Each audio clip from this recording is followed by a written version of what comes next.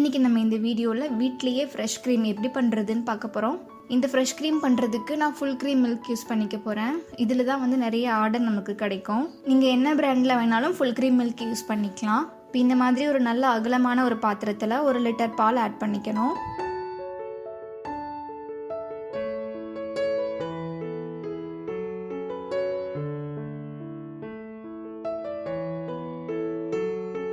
பாலை நல்லா காய வச்சுட்டு அதுல இருந்து ஆடையை நம்ம எடுத்துக்கணும். பாலாடையை வந்து கலெக்ட் பண்றதுக்கு 2 மெத்தட் இருக்கு. பாலை நல்லா காய வச்சுட்டு அதை ஆற வச்சிங்க அப்படின்னா நல்லா கடைசியில ஒரு லேயர் ஆடை வந்து மேல அப்படியே நிற்கும். இதை வந்து நம்ம அழகா கலெக்ட் பண்ணியும் எடுத்துக்கலாம். இன்னொரு மெத்தட் வந்து பால் நல்லா காயவே அதுல இருந்து வர பொங்கி வர ஆடையில இருந்தும் நம்ம அப்படியே பால் ஆடை கலெக்ட் பண்ணிக்கலாம்.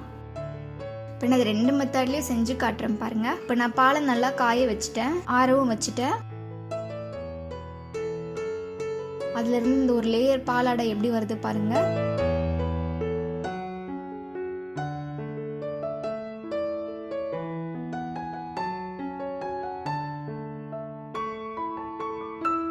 இப்போ பால் சூடு பண்ணிட்டு பால் பொங்கி வரும்போது அதுல உள்ள ஆடையும் இந்த மாதிரி கலெக்ட் பண்ணிக்கலாம்.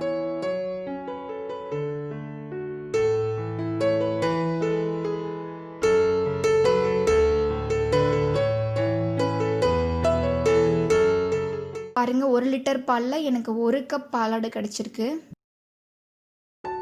இப்போ இது ஒரு பவுலுக்கு மாற்றிடலாம். இது ஒரு விஸ்க் வச்சோ இல்லைன்னா வந்து எலக்ட்ரிக் பீட்டர் வச்சோ நல்லா அடிச்சு விட்டுறணும்.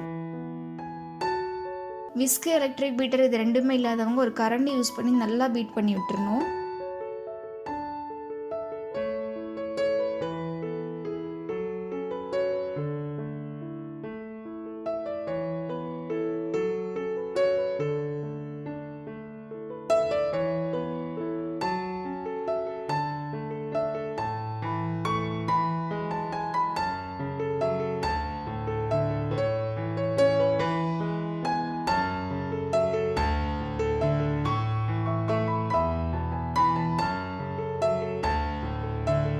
பாருங்க, நல்ல திக்கான ஃப்ரெஷ் க்ரீம் நமக்கு கிடைச்சிருக்கு.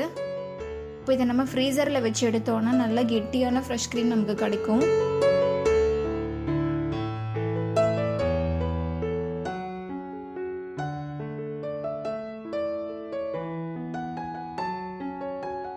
ஃப்ரிட்ஜில் வச்சு எடுத்ததையுமே பாருங்கள் எந்த மாதிரி நல்லா கெட்டியாக இருக்குன்னு.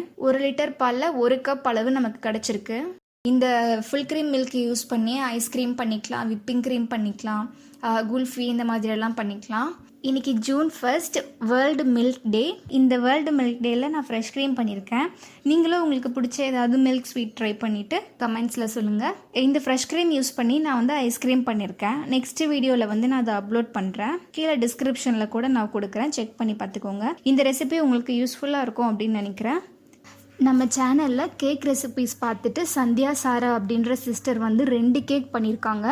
ஒன்று வந்து அவங்க அப்பாக்காகவும் இன்னொன்று வந்து அவங்க டாட்டருக்காகவும் பண்ணியிருக்காங்க.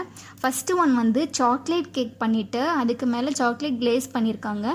சென்டரில் வந்து நல்லா விஷஸ் வந்து அழகாகவே எழுதியிருக்காங்க. ஹார்ட்டின் போட்டிருக்காங்க, ஃப்ளார் போட்டிருக்காங்க. அதை சுற்றியுமே வந்து ஃப்ரோஸ்டிங் வச்சு டெக்கரேட் பண்ணியிருக்காங்க. ரொம்ப சூப்பராக இருக்குது சிஸ்டர். செகண்ட் ஒன் பார்த்தீங்க அப்படின்னா இதுவும் ஒரு சாக்லேட் கேக் தான். ஹார்ட்டின்லாம் ஃப்ரோஸ்டிங் வச்சு டெக்கரேட் பண்ணியிருக்காங்க. ஹாப்பி பர்த்டே விஷஸ் வந்து ரொம்பவே அழகாக சூப்பரான ஹேண்ட் ரைட்டிங்கில் எழுதியிருக்காங்க. தேங்க்யூ ஸோ மச் சிஸ்டர் இந்த பிக்சர் ஷேர் பண்ணதுக்கு. நீங்களும் நம்ம சேனலில் இருந்து ஏதாச்சும் ரெசிபிஸ் ட்ரை பண்ணீங்க அப்படின்னா நீங்களும் இந்த மெயில் ஐடிக்கு மெயில் பண்ணலாம். Thank you so much.